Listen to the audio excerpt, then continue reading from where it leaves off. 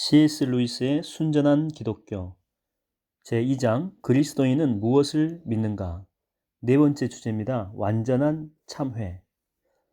우리는 이 두려운 양자택일의 갈림길에 지금 직면해 있죠. 우리가 지금 이야기하고 있는 이 사람은 자신의 주장대로 하나님이었거나 따라서 지금도 하나님이거나 아니면 미치광이 내지는 그보다 더 못한 자였을 거라고 하는 거죠. 그런데 제가 보기에는 미치광이나 악마는 아닌 것이 분명합니다. 따라서 정말 이상하고 또 경악스러우며 있을 법하지 않은 일이긴 하지만 그가 하나님이었고 지금도 하나님이라고 하는 그 사실을 받아들이지 않을 수가 없다라고 하는 거죠. 저는 하나님이 인간의 모습으로 적에게 점령당한 이 세상에 오셨다는 사실을 받아들입니다. 그렇다면 이 모든 일의 목적은 무엇이었을까요? 그는 무엇을 하기 위해서 이 세상에 온 것입니까? 물론 그는 가르치려고 왔죠. 그러나 신약 성경이나 다른 기독교 저술들을 살펴보게 되면 무언가 다른 일, 그의 죽으심과 다시 살아남이죠. 이 부분에 대해서 계속 이야기하고 있다는 사실을 우리가 깨닫게 된다고 하는 것입니다. 그리스도인들은 모든 이야기의 주안점이 바로 여기에 있다고 생각하는 것이 분명하죠. 그들은 예수가 이 땅에 온 주된 목적이 고난받고 죽임당하기 위해서라고 생각한다고 하는 것입니다. 제가 그리스도인이 되기 전에 저는 그리스도인이라면 무엇보다도 먼저 이 죽음의 핵심에 관한 한 가지 특정 이론을 꼭 믿어야 하는 줄 알았습니다. 그 이론에 따르게 되면 하나님은 이 자신의 자리에서 이탈하여 대반역에 가담한 인간을 벌하고자 했으나 그리스도가 자원해가지고 인간 대신 벌을 받게 된 거죠. 그래서 이제 우리를 사면했다라고 하는 것입니다. 지금은 이런 이론도 전처럼 그렇게 비도덕적이고 어리석게 보이지는 않습니다. 저한테는. 그러나 제가 말하려고 하는 핵심은 지금은 이게 아니죠. 제가 나중에 알게 된 것은 이 이론뿐 아니라 다른 어떤 이론도 그것이 곧 기독교는 아니라는 점이었죠. 기독교 신앙의 중심은 그리스도의 죽음이 어떤 방식으로든지 간에 우리로 하여금 하나님과의 바른 관계를 맺게 해주며 새로이 출발하게 해주었다는 데 있죠. 바른 관계, 또 새로운 출발. 그러면 어떻게 이런 일이 일어날 수 있느냐? 이런 이론들은 따로 살펴보아야 할 사항들이죠. 그리스도의 죽음이 어떻게 효력을 갖느냐에 관해서는 의견을 달리하는 주장들이 상당히 많이 있습니다. 그러나 그 죽음이 효력을 갖는다는 그 사실 자체는 모든 그리스도인들이 동의하는 바죠. 이와 비슷한 일을 한번 들어보겠습니다. 지각이 있는 사람이라면 누구나 피곤하고 배고플 때 음식을 먹게 되면 도움이 된다는 사실을 다 알죠. 현대 영양학 이론들, 예를 들면 비타민이니 단백질이니 이것은 별개의 문제입니다. 비타민에 관한 이런 이론들을 듣기 훨씬 전부터 사람들은 밥 먹고 기운 차렸죠. 그리고 언젠가 그 이론이 폐기되는 날이 온다라고 해도 전과 똑같이 우리는 밥을 먹는다라고 하는 것입니다. 그리스도의 죽음을 다루는 이론들 그 자체는 기독교가 아니죠. 그것들은 그리스도의 죽음이 어떻게 효력을 갖느냐에 관한 설명들일 뿐입니다. 이런 이론들의 중요성에 대해서는 그리스도인들마다 생각을 다 달리하고 있죠. 제가 속해 있는 이 교회인 영국 이 성공회에서는 그 어떤 것도 정답으로 내세우지 않습니다. 로마 카톨릭 교회는 이보다 조금 더 나아간 입장을 약간 레디컬한 그런 입장을 취하고 있죠. 그러나 저는 그리스도의 죽음이 효력을 갖는다는 그 사실, 그 자체야말로 신학자들이 제시한 그 어떤 설명보다 무한히 더 중요하다라고 하는 거죠. 또 그 점에 대해서는 모든 신학자들이 동의한다라고 생각합니다. 또한 어떤 실제에 완전히 맞아떨어지는 설명은 있을 수 없다는 사실, 이것 또한 모두가 또 인정하리라고 생각하죠. 머릿말에서 이미 밝혔듯이 저는 한 명의 평신도에 지나지 않기 때문에 이상 더 깊이 들어가진 않겠습니다. 다만 여러분에게 조금이라도 도움이 될까 해서 제 개인적인 견해를 말씀드리는 것일 뿐입니다. 제 생각으로는 이론들 자체를 굳이 받아들일 필요는 없죠. 여러분 중에는 진스나 에딩턴의 그 글을 읽어본 분들이 꽤 많이 있을 것입니다. 그들은 원자나 그 비슷한 것들을 설명할 때에 독자들이 머릿속에 그림으로 그려볼 수 있도록 묘사를 아주 잘합니다. 그러나 그 그림이 과학자들이 실제로 믿는 바와 똑같은 것은 아니다라고 하는 것은 짚고 넘어가야 되겠죠. 이 과학자들이 믿는 것은 수학적인 공식입니다. 그림은 그 공식의 이해를 돕기 위해서 만들어낸 것에 지나지 않죠. 그 그림은 수학적인 공식이 참인 것처럼 참은 아닙니다. 그것은 진짜 원자를 보여주는 것이 아니고 그 비슷한 것을 보여줄 뿐이죠.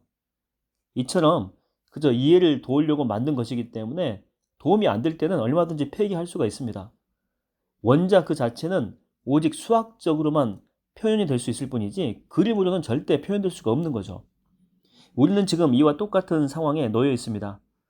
우리는 그리스도의 죽음이야말로 도무지 상상할 수 없는 무언가가 바깥에서 우리 세상 속으로 이렇게 뚫고 들어온 역사의 지점이라고 믿는 거죠. 우리 세상을 이루고 있는 원자도 그림으로 그릴 수가 없다면 이 일은 더더욱 그림으로 그릴 수 없는 것이 당연하겠죠. 만약에 이 사건을 우리가 완전히 이해하게 되었다는 그런 생각이 든다면 이것은 말도 안 되는 것이죠.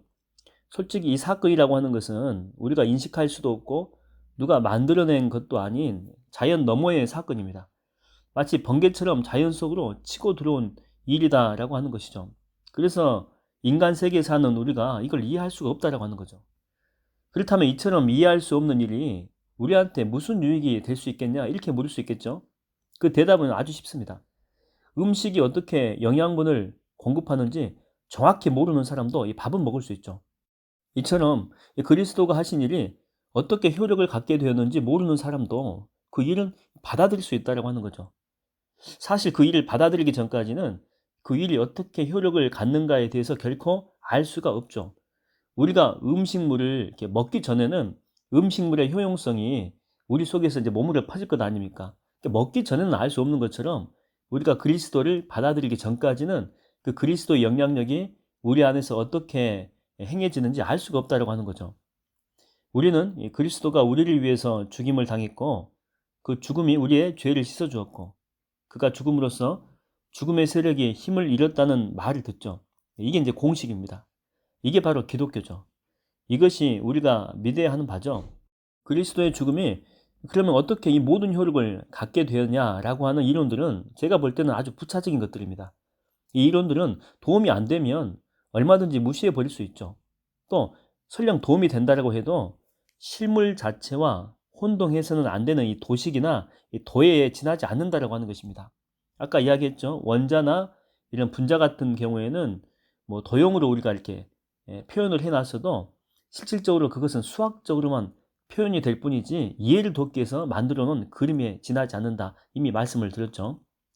가장 널리 알려진 이론은 제가 이미 말했던 것처럼 그리스도가 자원해서 우리 대신에 벌을 받았기 때문에 우리가 사면을 받았다라고 하는 거죠. 이것은 이 겉으로만 보게 되면 아주 어리석게 느껴지는 이론입니다. 왜냐하면 하나님이 우리를 사면해 줄 작정이었다면 그냥 사면해 주면 되거든요.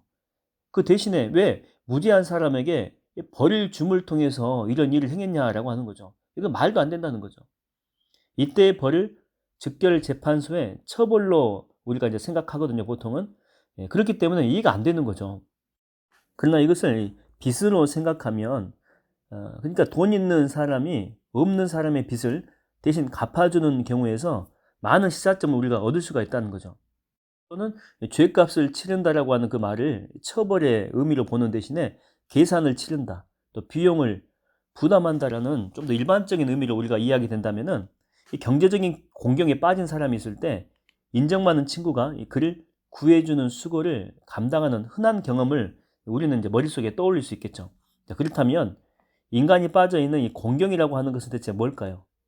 그것은 스스로 독립적인 위치에 서려고 한 것이죠. 스스로 자기의 주인인 양, 자기가 인생의 주인인 양 행세하려고 한 것입니다. 다시 말해서 타락한 인간은 개선의 필요가 있는 불완전한 피조물이 아니고 이 손에 든 무기를 내려놓아야 될 이 반역자라고 하는 거죠. 무기를 내려놓고 항복하면서 잘못했다라고 말하는 것. 그동안 잘못된 길을 걸어왔음을 깨닫고 삶을 처음부터 다시 시작할 준비하는 것. 이것이 이 곤경에서 빠져나올 수 있는 유일한 길이다라고 하는 거죠. 이렇게 항복하는 과정, 전속력을 향해서 뒤로 도는 동작이죠. 이것을 그리스도인들은 뭐라고 부르냐면 회개라고 부릅니다. 회개는 장난삼아 할 수 있는 일이 결코 아니죠. 이것은 단순히 굴욕을 감수하는 것보다도 훨씬 더 어려운 것입니다. 회개한다라고 하는 것은 수천 년간 익혀온 자기 만족과 자기 의지를 버린다라고 하는 거죠. 이것은 여러분 자신의 일부를 죽이는 것이고, 그래서 일종의 죽음을 겪는 것을 뜻합니다. 사실 회개는 선한 사람이 할 수 있는 일이죠. 근데 여기에 바로 함정이 있다라고 하는 거죠. 정작 회개가 필요한 사람은 악한 사람인데, 완전한 회개는 이 선한 사람만 할 수 있기 때문이죠. 여러분이 악해질수록 회개의 필요성은 점점 커지죠. 악하면 악할수록 회개할 게 많기 때문에. 근데 재밌는 것은 회개할 수 있는 능력 자체는 점점 줄어든다라고 하는 것입니다. 그래서 완전하게 회개할 수 있는 유일한 사람은 완전한 인간, 그러니까 전혀 회개할 필요가 없는 인간뿐이죠. 이 회개, 즉 자발적으로 자신을 낮추며 일종의 죽음을 받아들이는 일은 하나님께서 이 말 한마디로 그냥 우리를 위해서 면제해 줄 수 있는 그런 종류의 것이 아니다라고 하는 것입니다. 그 회개라고 하는 것은 하나님께 돌아간다는 것이 어떤 것인지 보여주는 하나의 표현법일 뿐이죠.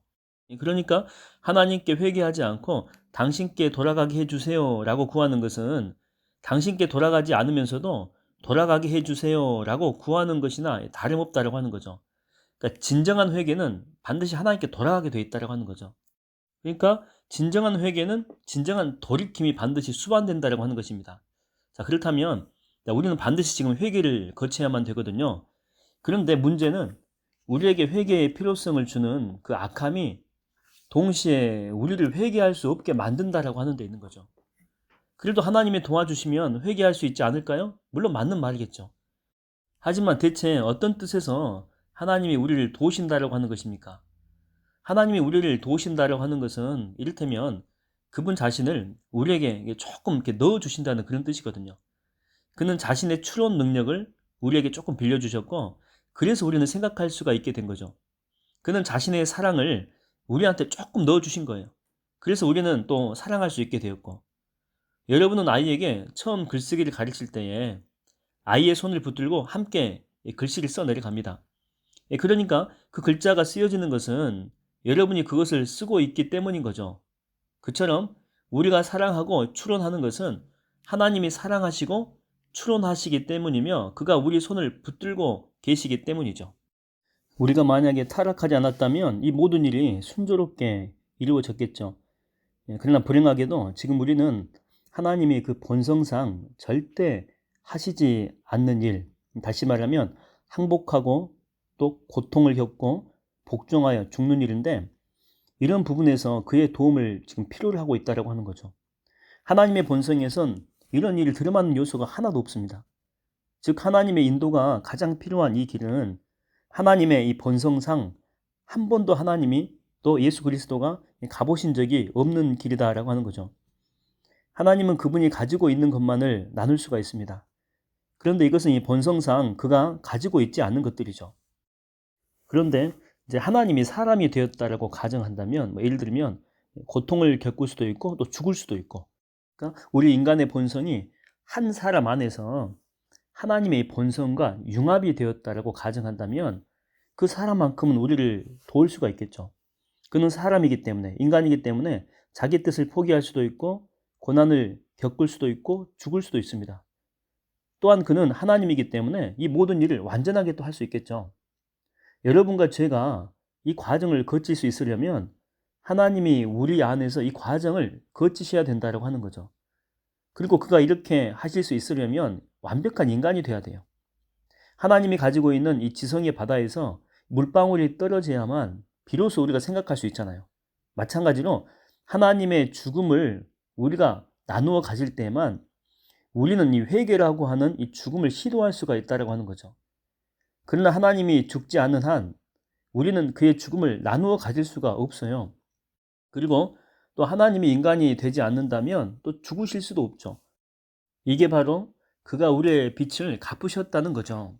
그로서는 전혀 겪을 필요가 없는 고통인데 우리 때문에 빚을 갚기 위해서 겪으셨다라고 하는 말이죠. 그런데 이 사실을 두고 어떤 사람은 예수가 인간일 뿐 아니라 하나님이라면 그의 고통과 죽음은 그분한테는 정말 쉬운 것 아니었느냐? 그러면서 아무 가치가 없다고 불평하는 사람의 말을 이렇게 들은 적이 있습니다. 근데 솔직히 이런 반발은 배은망덕하고 당연히 무리할 수밖에 없죠. 그런데 제가 선뜻 그렇게 못하는 것은 그들이 무언가 오해하고 있다는 점이 이 말에 드러나고 있기 때문입니다. 물론 어떤 의미에서는 그들의 주장은 옳습니다. 그것은 그들 자신의 생각보다 더 옳은 주장일 수도 있겠죠. 완전한 순종, 완전한 고난, 완전한 죽음은 예수가 하나님이었기 때문에 당연히 더 쉬웠겠죠. 오직 그가 하나님이었기 때문에만 이게 가능했던 일입니다. 그러나 그것을 이유 삼아 가지고 그의 순종과 이 고난과 이 죽음을 받아들이지 않는다라고 하는 것은 너무나 이상하다라고 하는 거죠. 예를 들어서 선생님이 아이들의 손을 잡고 글씨를 써주는 것은 그가 어른으로서 글씨 쓰는 법을 알고 있기 때문이죠. 물론 선생님은 아이보다 더 쉽게 글씨를 잘 쓸 수 있습니다. 바로 그렇기 때문에 아이를 도울 수 있다라고 하는 거죠. 그런데 글씨 쓰는 것은 어른에게 쉬운 일이다라고 하는 그 이유로 선생님의 도움을 거절하고 차라리 선생님이 아닌 뭐 다른 아이는 글씨를 못 쓸 거 아니에요. 차라리 그 애한테 배우겠다라고 우긴다면 글씨 배우는 일이 아주 늦어지게 되겠죠. 또 예를 들어서 제가 이제 급류에 빠졌는데 강둑에 한 발을 딛고 있는 어떤 사람이 제 목숨을 구해주기 위해서 이 팔을 뻗었다고 합시다. 그때 제가 아니 이거는 불공평해. 당신은 지금 유리한 위치에 있잖아.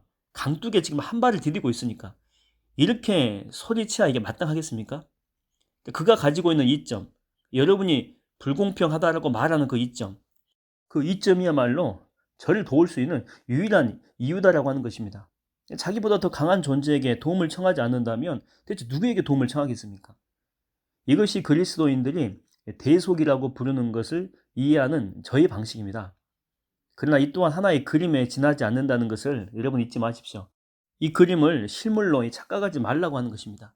이 그림이 여러분에게 별 도움이 안 됐다면 그냥 무시해도 상관없다라고 하는 것이죠.